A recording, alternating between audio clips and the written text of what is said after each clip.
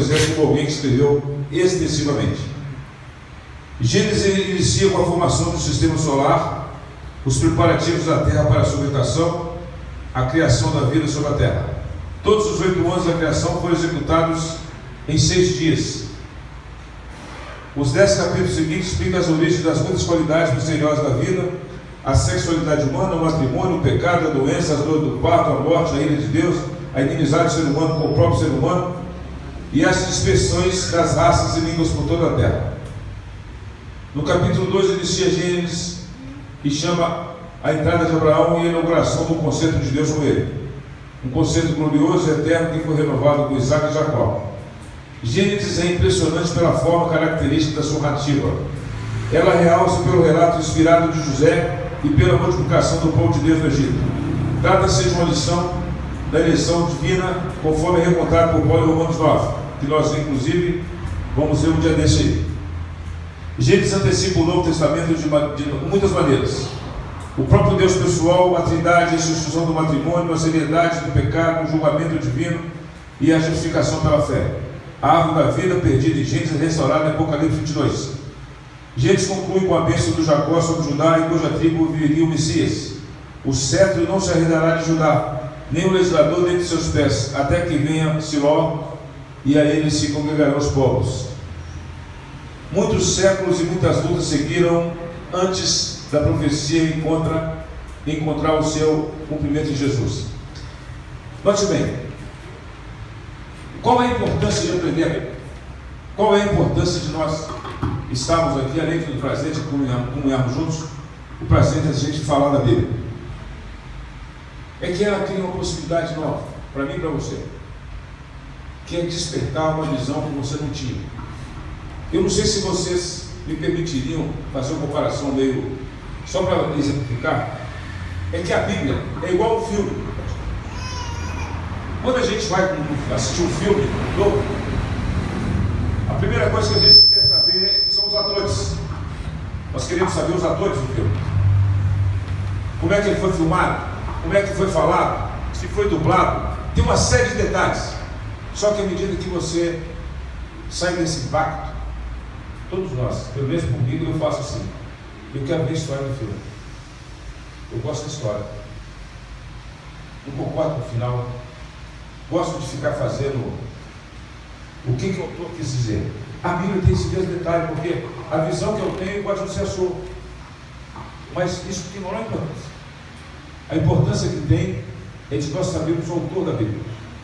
Qual é a finalidade da Bíblia? Por que a gente fala da Bíblia? É igual nós pregamos ontem. Então, eu fiz esse relato antes de ler, porque nós vamos ler hoje pelo menos até o capítulo 10. Mas eu escrevi assim: o canon é a Bíblia. É uma pronúncia eclesiástica para a Bíblia. Hoje, no prosseguimento da nossa escola dominical, depois de 3 semanas passadas, falamos sobre a visão geral da Bíblia. Iniciaremos esse novo projeto até o término, semanalmente, a leitura gradativa e discursiva do Pentateuco, que são os 5 primeiros livros da Bíblia escritos por Moisés. E neste caso, vamos repetir algumas posições, algumas opiniões, vamos omitir, vamos prendermos juntas a maravilhosos projetos de Deus em nossa vida, de maneira didática, simples e verdadeira. Pois a palavra de Deus, a Bíblia, é imprescindível a todos nós. Sem pretender expor aqui toda a complicada questão da lista dos livros que no decorrer de 15 séculos foram inspirados por Deus, restringimos a mencioná-los de acordo com a divisão comumente aceita e atualmente nos exemplares da Bíblia, editados conforme nossas tradições e versões. Segundo alguns relatos, só para ficar constante, Moisés começou a escrever a Bíblia a partir de 1440 a.C., porque Salomão fez uma citação da construção do templo, e a partir da citação do templo de Salomão, e retornando os números contados pelos antigos, e os 40 anos que Moisés ficou escondido no deserto, então eles entendem que em 1480, Moisés, já envolvido com o Senhor, passou a escrever o livro. Então, note bem, É porque, como a gente fala, antes é uma contagem ao contrário, né? Então, 1441 antes é mais do que 1439. Então, Moisés, 80 anos, em 1440, quando ele morreu, ele deve ter falecido por volta de 1400 a.C., porque o nos passa a contar ao contrário. Quanto mais eu vivo, mais perto eu estou chegando de Cristo. É o contrário. Então a história é essa. E aí ele busca vários livros, lei da contradição. O pessoal fica querendo provar se naquela esquina da rua de Jerusalém tinha uma árvore. Quem quer saber de árvore? Nós não vamos entrar nesse método aqui, nós vamos entrar na palavra. A gente vai entrar na história. Mas mesmo assim, porque eu queria, o meu sonho é que nós guardemos essas planilhas, que eu vou fazer um livro, eu vou mandar encadenar para nós.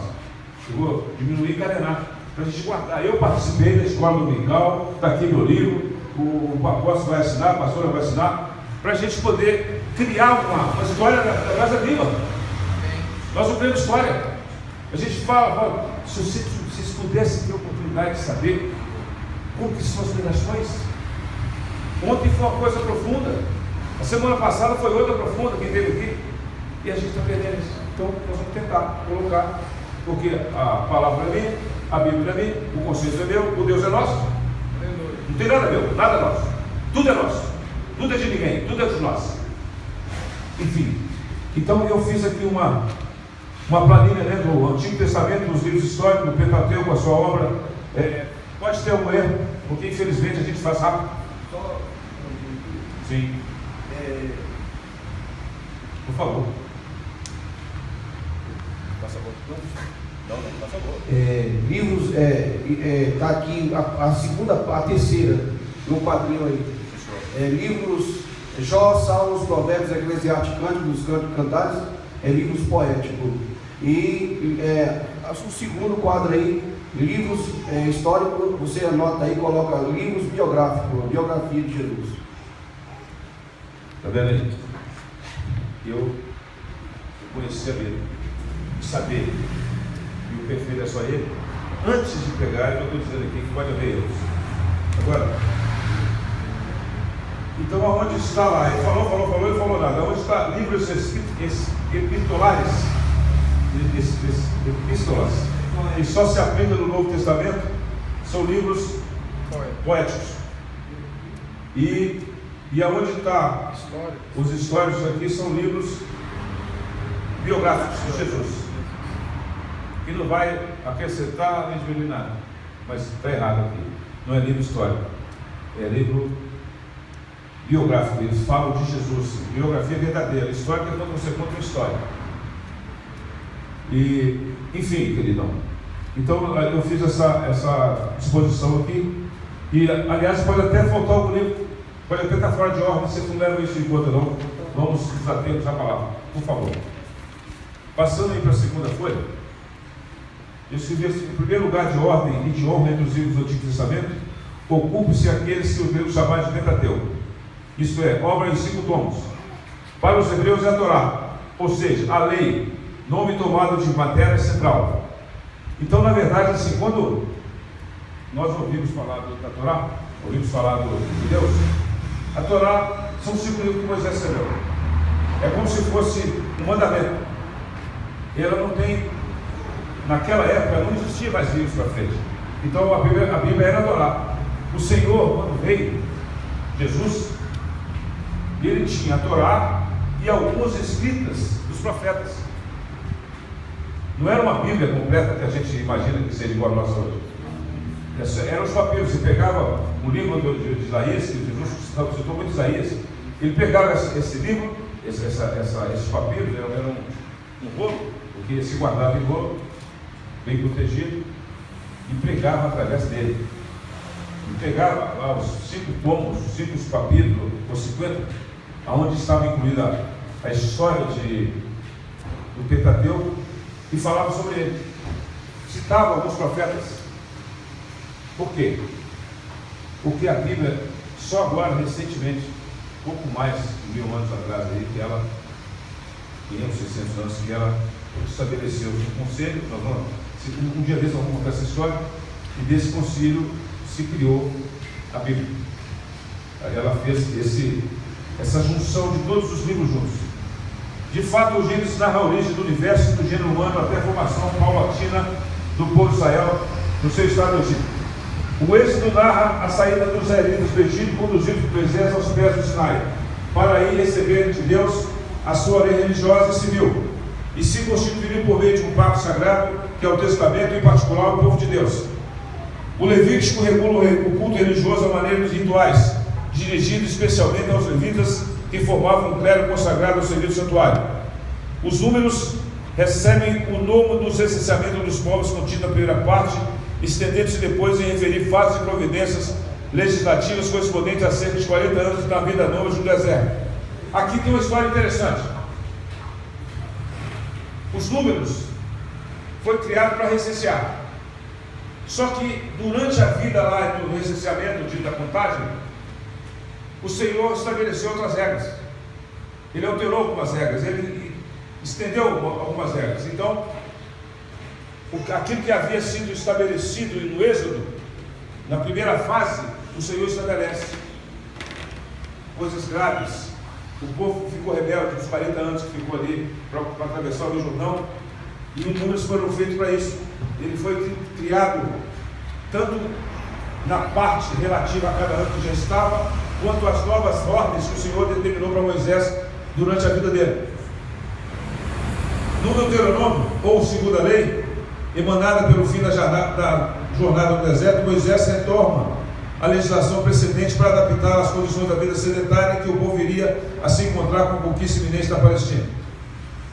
Neste rápido apanhado aparece no seu lance tanto a unidade como a variedade do Pentateuco, bem como a sua importância fundamental para a religião antiga e para a história especial do povo hebreu.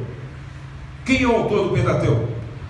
Desde a mais remota antiguidade foi considerado seu autor o próprio Moisés, o protagonista dos últimos 4 livros. Variações das leis. Note bem, deixa eu explicar isso para vocês entenderem. Eu falei 5 e aí coloquei 4. Moisés escreveu 5 livros. Agora, protagonista é o autor principal. Fala assim: protagonista é o autor principal. Então, ele escreveu o livro de Gênesis, que ele não estava lá. O Senhor estabeleceu para ele a história, outras pessoas determinaram, e ele contou o Gênesis. E aí, a partir do Êxodo, ele mesmo foi o protagonista, ele foi o ator principal. Ele escrevia aquilo que ele vivia. Ele fazia, o Senhor falava com ele, ele anotava. Você entende isso não? Está claro isso, né? Porque em Gênesis, ele cita Adão e Eva, ele está lá. Já havia passado séculos e séculos. Entende isso, né?